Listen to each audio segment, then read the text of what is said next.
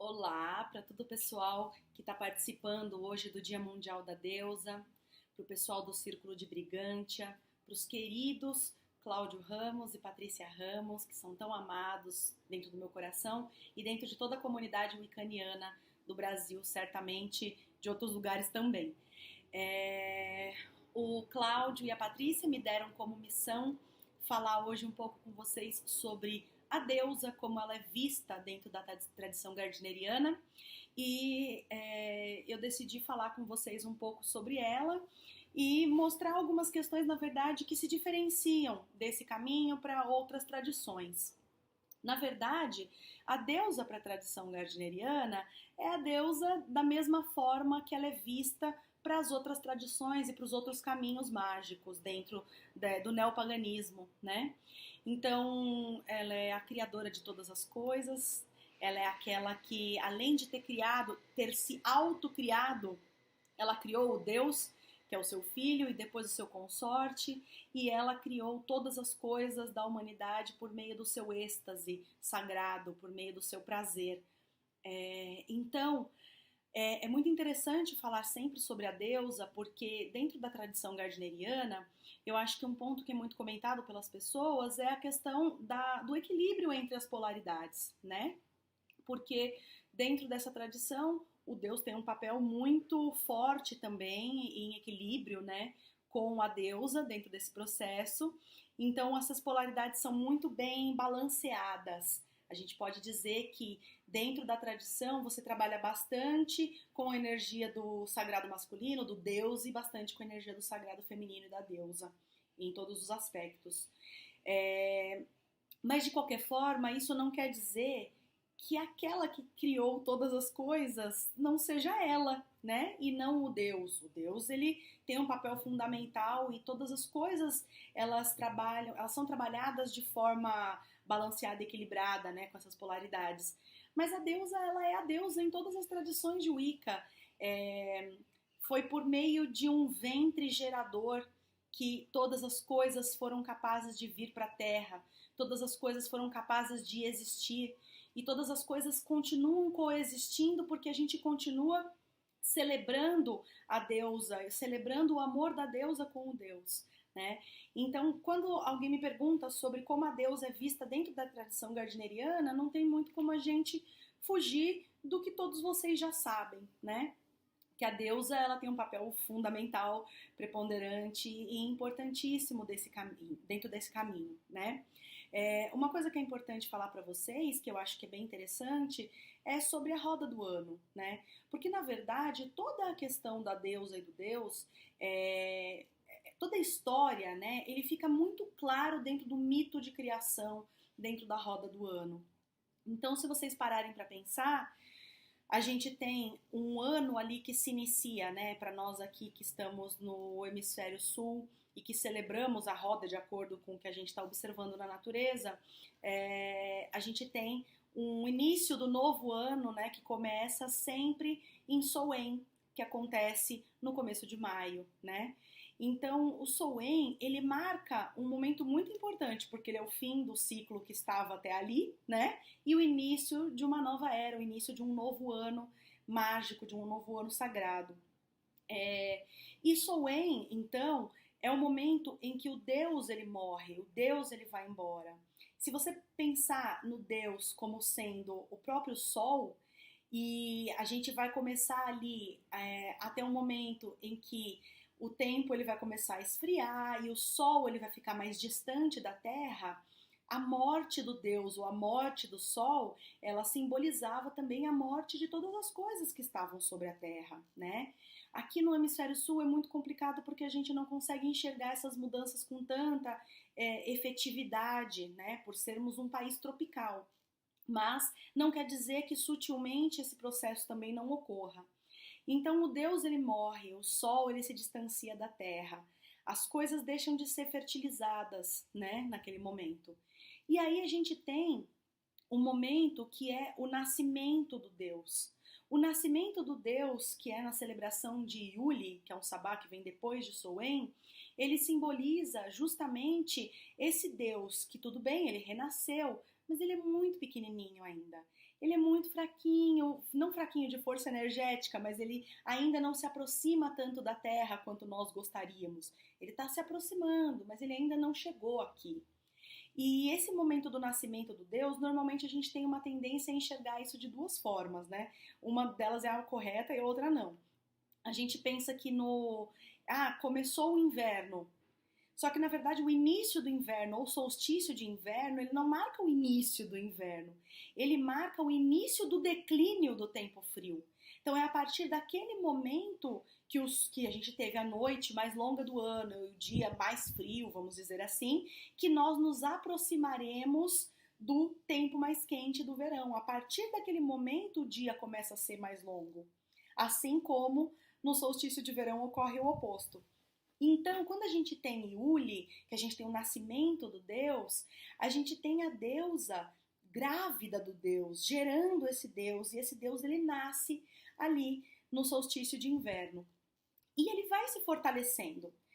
Ele se fortalece tanto que chega o mês de agosto com a celebração de Imbolc, que é uma celebração super bonita, e ela traz essa ideia da promessa da primavera. Então a primavera, ela virá. Os tempos frios, eles vão ficar para o passado, eles vão acabar, os dias frios. A gente tem mais esse processo de uma esperança, na verdade, né? Por isso que é um momento ideal para limpeza, purificação, abrir os armários, jogar tudo que não presta fora e recomeçar esse processo. Porque em setembro, a gente tem o equinócio de primavera. Entre 21 e 23 de setembro, a gente tem o equinócio de primavera. Que aí a gente celebra todas as flores, todas as questões da divindade que está do lado de fora da terra, né? As cores, as flores, a vida. E em seguida vem Beltane, né? Então a gente teve Ostara, que foi o equinócio de primavera, e agora vem Beltane, que mostra esse ápice da natureza, do sol apino, chegando assim no seu ápice de virilidade. O Deus não é mais um bebê, o Deus ele já é um homem viril, um caçador dentro das florestas. E é ali naquele momento que ele não é mais o filho da deusa, embora tenha sido criado por ela. Ele se torna o consorte da deusa. Ele se torna aquele que vai doar, emprestar a sua semente para que todas as coisas na terra continuem existindo e continuem vivas. E é nesse momento, então, que os deuses, a deusa e o deus, eles se amam e eles recriam, né? Novamente, eles criam novamente todas as coisas dentro do planeta Terra, em cima do planeta e do universo como um todo. E aí, quando eles têm esse ápice, esse êxtase, esse amor, depois disso a gente tem o solstício de verão, que é Lita, que acontece em dezembro.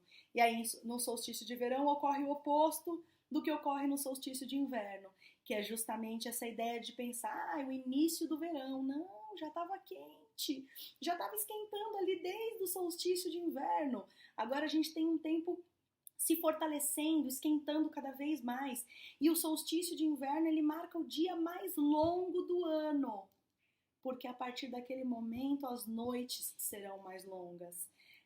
Você vai ter uma inversão, você vai caminhar rumo ao frio, rumo ao inverno. O sol ele começa a se afastar da terra. E depois que a gente vivencia Lita, a gente tem 3 grandes festivais que são muito importantes, que são 3 grandes colheitas. Lamas, em fevereiro, Meibon, que marca o equinócio de outono, aqui no Brasil, em março, e que são colheitas de grãos.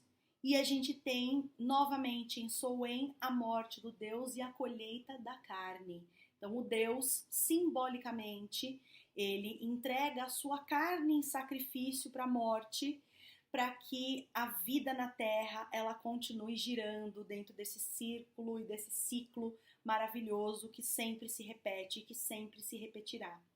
Então, quando alguém me pergunta sobre a deusa, seja dentro da tradição gardneriana ou de qualquer tradição, a deusa é a condutora dessa dança, é a condutora dessa história, né? Por conta dela, por ela, para ela, que todas as coisas se voltam.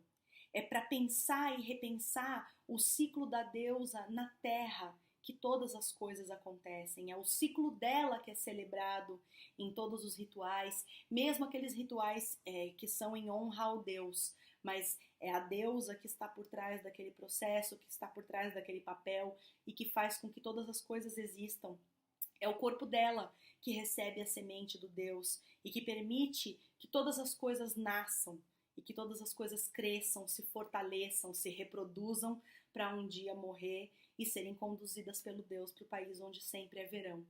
Então, quem é a deusa dentro dessa tradição ou dentro de qualquer outra tradição, né? A deusa, ela é.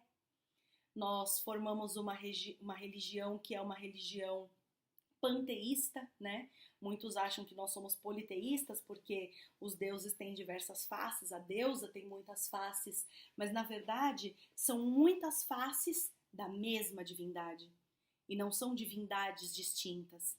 Então a mesma divindade, ela acaba se mostrando de formas distintas para todas as pessoas e é por isso que nós somos panteístas, né?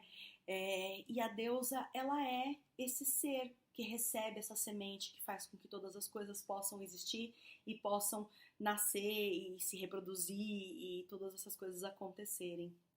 E a deusa, ela é a mão bondosa, aquela que acalenta, aquela que dá carinho, mas também é aquela que nos ensina, que é rígida quando precisa, que é forte, que é destemida e que ao mesmo tempo é branda, é doce, é suave, é gentil. A deusa, ela representa todas as coisas, ela é todas as coisas, ela é desde todas as matérias e coisas que encontramos na natureza até todos os produtos que nós temos industrializados porque foram feitos com a matéria-prima e a matéria-prima é ela. Matéria, mater, mother, mãe, tudo nos remete à deusa, todas as coisas do mundo nos remetem à deusa. A mãe tem um papel fundamental dentro das nossas criações, da nossa vida, dos nossos surgimentos e das nossas existências. E isso não é diferente dentro das nossas tradições, dentro da nossa religião, dentro da Wicca. Então a deusa, ela tem esse papel que é um papel fundamental dentro desse processo. Eu vou cantar aqui para vocês uma musiquinha para a gente finalizar essa fala, uma fala curtinha, mas eu espero que vocês tenham gostado, tá bom? Sou a beleza, sempre eterna, o verde das coisas vivas e belas. Sou a lua branca entre as estrelas e a suavidade sobre a terra. Vocês são os meus filhos, minhas irmãs, meus irmãos. Te dou a força, o amor, a vida e a luz quando a escuridão te ameaçar. Sou a beleza, sempre eterna, o verde das coisas vivas e belas. Sou a lua branca entre as estrelas e a suavidade sobre a terra. Vocês são os meus filhos, minhas irmãs, meus irmãos. Te dou a força, o amor, a vida e a luz quando a escuridão te ameaçar. É isso. Ela é a beleza entre todas as coisas na terra, mas também é aquela lua maravilhosa, prateada, que paira sobre os céus estrelados. Ela é aquela que também se esconde nos dias em que a lua não está cheia, nos dias de lua negra, e também é aquela que nos fortalece, que nos fortifica, que nos empresta todos os seus dons, todos os seus saberes em todas as suas faces, de todas as formas. Ela é a donzela, ela é a mãe, ela é a anciã, ela é tudo isso e ela sempre será. Que assim seja e que assim se faça. Blessed be.